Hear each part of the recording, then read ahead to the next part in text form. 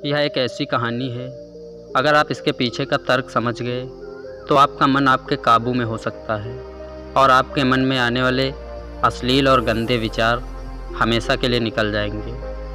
कहानी कुछ इस प्रकार है। एक बार महात्मा बुद्ध किसी नगर से गुजर रहे थे। बुद्ध की नज़र एक कपड़े के व्यापारी पर पड़ी जो दुखी और हताश दिखाई दे रहा था। बुद्ध चलकर उसके पास गए और पूछा, तुम इतने उदास क्यों हो? अगर तुम मुझे अपनी चिंता का विषय बताओ तो मैं तुम्हारी कुछ मदद कर सकता हूँ।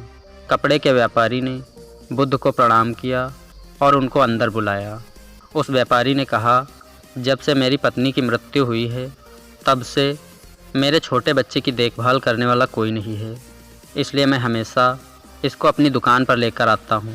लेकिन यह मेरी दुकान पर आने वाले हर ग्राहक की पगड़ी को उछाल कर फेंक देता है। कभी कभी उनका झोला उठाकर दुकान से बाहर फेंक देता है। मैंने इसको बहुत समझाया लेकिन यह समझा नहीं। इसकी इन हरकतों की वजह से मेरे सारे ग्राहक खुद को अपमानित मानकर वापस चले जाते हैं। व्यापारी की बात सुनकर महात्मा बुद्ध बोले, मैं तुम्हारी सहायता तो कर सकता हूँ, पर तुम मुझे वचन दो कि मैं जो करूँगा तुम उसमें दखलंदाजी नहीं करोगे, ना ही कोई प्रश्न करोगे और ना ही बीच में कोई हस्तक्षेप करोगे। व्यापारी बुद्ध को वचन देता है और अगले दिन बुद्ध एक पगड़ी पहनकर आए और एक ग्राहक की भांति उसकी दुकान पर आकर बैठ गए। व्यापारी का बेटा आया और बुद्ध की पगड़ी को उछाल दिया।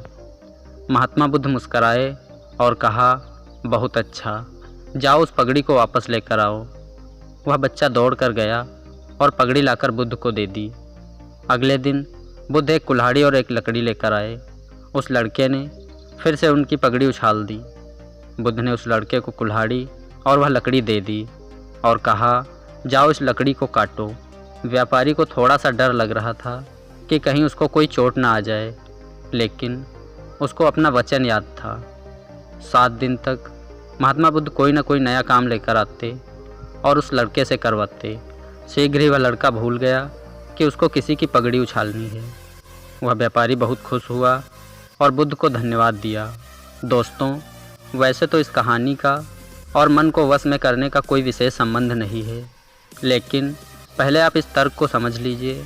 अगर हम अपने मन को अपने हिसाब से काम नहीं करवाएंगे तो मन अपने हिसाब से काम करेगा। मन वश में हो सकता है यदि हम मन को अपने अनुसार चलाएं। मन 2 तरीक़ों से काम करता है। एक तो वह अपने हिसाब से काम कर सकता है, या तो मन को हम अपने हिसाब से काम करवा सकते हैं। बुद्ध से मिलने के बाद उस लड़के का मन और दिमाग अपने हिसाब से अनियंत्रित रूप से काम कर रहा था, लेकिन बुद्ध ने उस लड़के को अपने अनुसार काम करवाए, जिससे उसकी आदत बदल गई। इसी प्रकार मनुष्य की ज़िंदगी में हर पड़ाव पर रहन सहन का तरीका बदलता है, उसके व्यवहार में तब्दीली आती है और साथ ही हमारे बात करने का सलीका भी बदल जाता है। इसी तरह से सोच में बदलाव आना भी संभव है। मन में हर समय कुछ न कुछ चलता रहता है। एक बच्चे को खेलने की चिंता, एक माँ को परिवार की चिंता और एक पिता को अपने घर परिवार की चिंता और अपने बच्चों के आने वाले भविष्य की चिंता।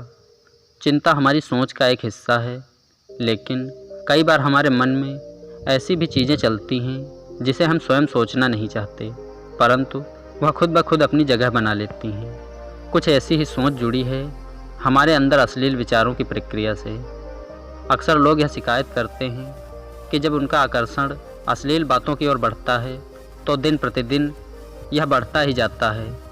वे कहीं भी बैठे हैं, कुछ भी कर रहे हों, तो अचानक उनका मन और दिमाग अश्लीलता संबंधित बातें, जिन्हें साधारण भाषा में अश्लील विचार भी कहा जा सकता है, ऐसी बातें उन्हें आमंत्रित करती हैं। वे चाह कर भी इस सोच से दूर जाने में बिल्कुल असमर्थ हो जाते हैं। अगर इस कहानी के तर्क को समझा जाए तो हम अपने अंदर आने वाले गंदे और अश्लील विचारों को अपने मन से निकालने में सक्षम हो जाएंगे। दोस्तों, यह कहानी आपको कैसी लगी कमेंट में हमें ज़रूर बताना। अगर इस कहानी से आपको कोई सीख मिली हो तो वो भी कमेंट में लिखना ना भूलें। वीडियो अच्छी लगी हो तो वीडियो को एक लाइक ज़रूर कर दें। आपका कीमती समय देने के लिए बहुत बहुत धन्यवाद।